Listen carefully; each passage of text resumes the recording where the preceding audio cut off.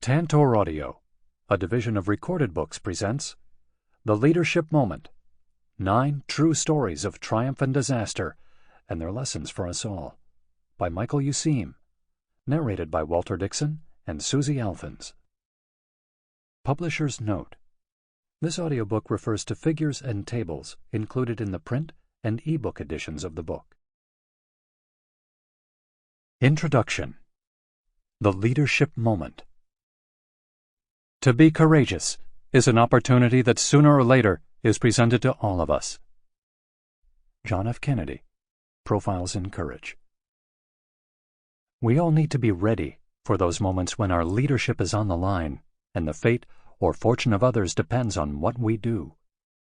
Perhaps only a few people will be touched by the decisions that we make at such critical moments. Perhaps many will. But either way, we need to be prepared if we are to seize the opportunity. It is my view that one of the most effective ways of preparing for such challenges is by looking at what others have done when their own leadership was on the line. By examining their experience and asking what they did and what they could have done, and by wondering what you would have done yourself, you can better anticipate what you should do when faced with your own leadership challenges. This book presents accounts of 9 such experiences. We witness people at extraordinary moments. We examine how they guided their crew, company, or country through the climactic events that followed.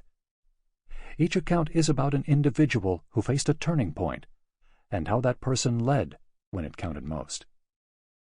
The purpose is to help you and your associates face your own critical challenges, to triumph when your own leadership is put to the test. The book is also intended to help you better ready yourself for everyday tests of leadership when your actions, whether large or small, will shape the future of others. Leadership has acquired nearly as many incarnations as there are analysts and consultants. For historian James McGregor Burns, leadership is a calling. For Peter Drucker, leaders are those whose followers do the right thing. For Abraham Lincoln, leadership appealed to the better angels of our nature. A precise definition is not essential here. Indeed, it may be impossible to arrive at one. But I take leadership to signify the act of making a difference. Leadership entails changing a failed strategy or revamping a languishing organization. It requires us to make an active choice among plausible alternatives, and it depends on bringing others along, on mobilizing them to get the job done. Leadership is at its best when the vision is strategic, the voice persuasive, the results tangible. Leadership on the line. Our focus is on exceptionally difficult decisions, those fateful moments when our goals are at stake and it is uncertain if we will achieve them, and when the outcome depends on mobilizing others to realize success. The more extraordinary the stakes, the more profound the outcome, the more searing the stress, the more such events stand out. Think back on your own experiences at work and in your community over the years. Ask which few still seem truly singular, unforgettable events. In some cases, you may have felt you were a different person afterward. In others, you may wish you had done something very differently. For most, you may ever after feel elated or despondent when you recall your actions. The glow of pride lingers, or the cringe of remorse. You may still be awed by the number of people who joined you in doing what was right, or you may be dogged by the missed opportunities that might have guided those around you to a safer harbor. Consider an opportunity facing mountaineer Peter Hillary, whose father, Sir Edmund Hillary, had made the famous first ascent of Mount Everest in 1953, and who himself had scaled Everest in 1990. 4 years later, Hillary and 7 fellow climbers were nearing the summit of K2, the world's second highest mountain, when deteriorating weather convinced him that the entire party should turn back. He failed to persuade the others, however, and so descended alone while they pushed on toward the summit. None of the other 7 ever returned. Today, Hillary says, the decisions he made at that critical junction, his own determination to turn back, his inability to convince his fellow climbers, still haunt his waking moments. You get the opportunity to reenact in your mind those closing scenes again and again and again. One of my own early moments still serves as a point of continuing reflection. A college friend and I, 22-year-olds in Europe for the summer, had just climbed Monte Rosa, a long but not technically difficult feat. We set out from Zermatt, Switzerland, on a rainy August day to scale a nearby peak called the Dom. At 14,942 feet, it is the highest summit wholly within Switzerland, higher than the Matterhorn or the Jungfrau, though not quite as high as Monte Rosa on the Swiss-Italian border or Mont Blanc on the French-Italian border. Refusing to be deterred by worsening weather, we clambered aboard a cogwheel train in Zermatt for a ride down a valley to the tiny village of Ronda at the base of the Dom. From there, at noon, we moved quickly up a steep, forested trail, lamenting the continuous rainfall and limited views. As we climbed out of the valley, the rain intensified, and the temperature dropped as the sky darkened. Our rain gear soon proved inadequate in the downpour, and by 6 p.m. we were very wet, very tired, and very alarmed about the remaining distance to a high hut staffed by the Swiss Alpine Club. Our plan had been to overnight there and set out at 3 a.m. for the Dom's magnificent icy summit. But the precipitation had turned to snow. The trail to the refuge had long ago crossed the timberline, and the path was increasingly difficult to follow. By 8 p.m., the elements were ominous.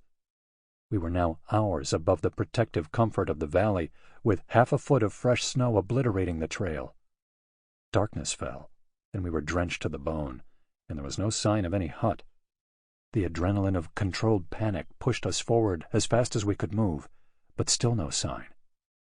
By 9 p.m., we began searching for crevices in the rocky canyon up which we were climbing. We had brought neither tent nor sleeping bags, convinced that the Dom hut would provide all the warm shelter we needed.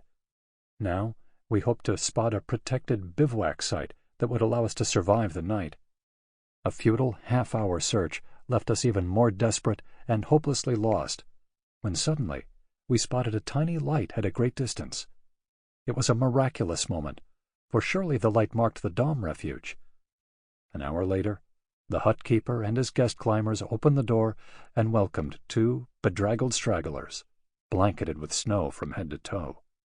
The guests had all turned in for the night, but the hut keeper, to our everlasting gratitude, had placed a kerosene lamp outside the hut's door, just in case a beacon might be needed by any unlucky souls caught in the worsening storm. What did we do right? Very little, though perseverance in the face of rapidly worsening weather did prove essential. What was our biggest mistake? Several vie for the designation. Among our greatest was the failure to anticipate or prepare for the new conditions that emerged. Equally important was our failure to mobilize people whose assistance we needed. The hut keeper's display of the lamp proved fortuitous, but a local guide would have known the way under any conditions. How much better if we had followed that path of prudence from the beginning, instead of relying on blind luck and the hut keeper's goodwill. What do we wish we had done ahead of time? Better reconnaissance tops the list. We wish we had known more about the approaching storm, the time required to reach the hut under the best of conditions. An optimistic estimate had led to the late start, and the topography around the hut, which would have helped us locate the refuge even with an obliterated trail. What is the most enduring lesson for my actions now? I study far more avidly and prepare far more carefully before moving on to unknown terrain. Such lessons remain a powerful influence years later on my actions with groups and organizations for which I carry any responsibility, and I wonder, even now, about the consequences if the hut keeper had not displayed the lamp. Leading in a more turbulent era. Leadership decisions and the development of good leaders are important in any age, but the changing face of business and government makes both more important today than perhaps they have ever been before. The decentralization of private companies, public agencies, and even community groups has spread the responsibility for decision-making more broadly, the same time that it has created greater accountability for each individual decision made. Such Sample complete. Ready to continue?